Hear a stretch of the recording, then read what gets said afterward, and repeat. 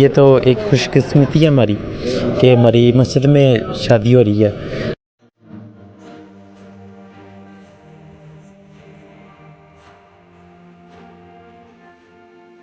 कि यहाँ पे किसी किस्म की कोई खराफात नहीं है।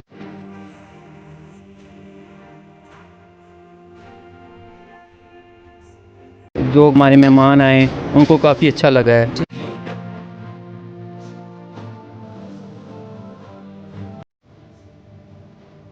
आप हजरात की तरफ से कोई पाबंदी नहीं है कि जी निकाह कौन पढ़ाएगा या हम ही पढ़ाएंगे।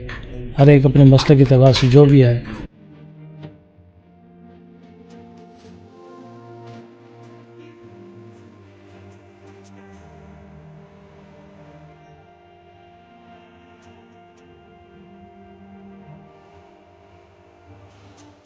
ये एक तो सवाब का सवाब है, दूसरा शोर शराबा नहीं इतना, और बिल्कुल मजहबी तरीके से बहुत अच्छा इंतज़ाम है। वो तो हम पैसे दे के गुनाह अपने सर लेते हैं।